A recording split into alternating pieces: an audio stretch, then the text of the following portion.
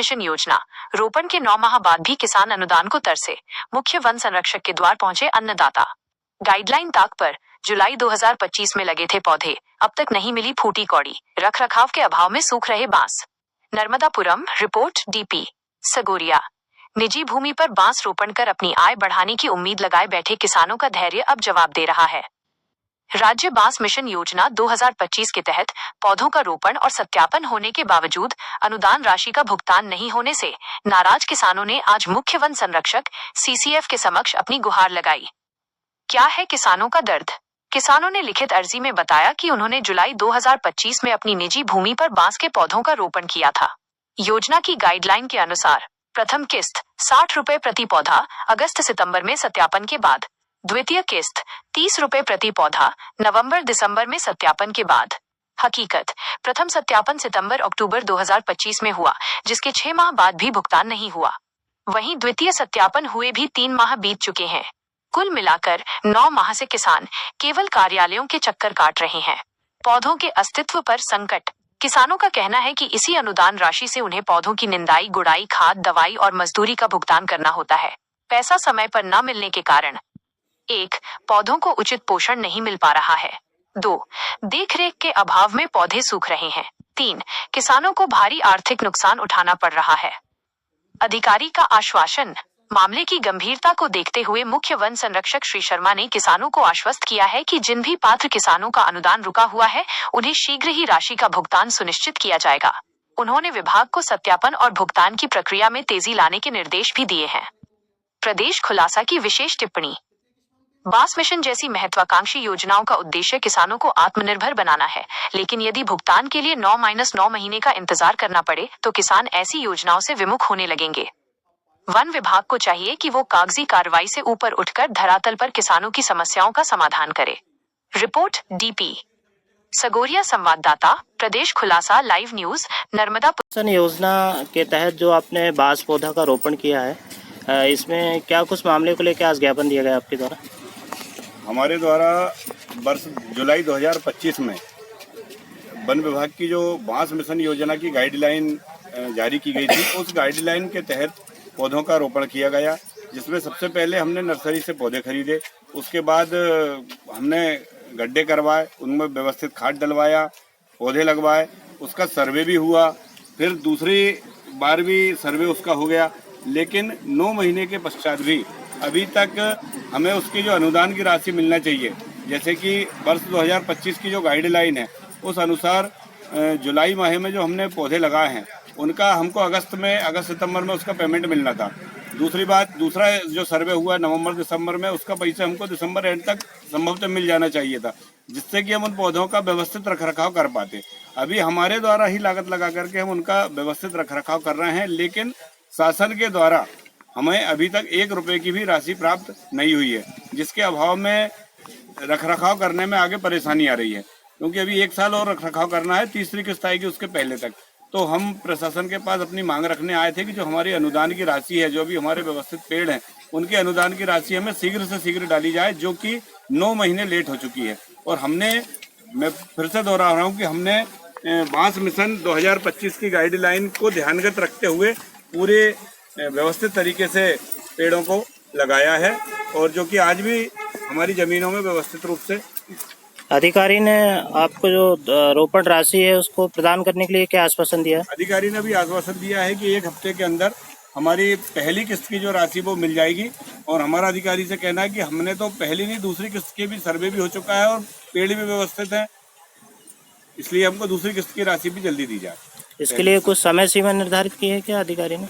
नहीं, अभी तो जो उनके पास जो राशि है उसमें भी पूर्ण राशि देने की बात अभी नहीं हुई है। उनके पास जो 30 लाख रुपए की राशि है, उस राशि में से जितने कृषकों को हो जाएगा उतने कृषकों को दी जाएगी। हो सकता है हम में से कई कृषक वंचित रह जाएं। अच्छा, गाइडलाइन की कॉपी है क्या आपके पास? दिखाएंगे? हाँ, गाइडलाइन की हमारे पास कॉपी है, जिसको हम आपको दिखा रहे हैं। ये व्यवस्थित रूप से हमारी गाइडलाइन की कॉपी है। इसमें आप देख सकते हैं कि जुलाई माह के बाद अगस्त सितंबर में पहली किस्त डलना चाहिए, और दूसरी किस्त जो है सर्वे के अनुसार नवंबर या दिसंबर के अंदर डलना चाहिए। सर्वे दोनों किस्त पे हो चुके हैं। बस 2000। कौन से अधिकारियों द्वारा कराए गए थे? पीसीसीएफ के द्वारा भी सर्वे हुआ है और रेंजर एसडीओ साहब के द्वारा भी सर्वे हो चुका है।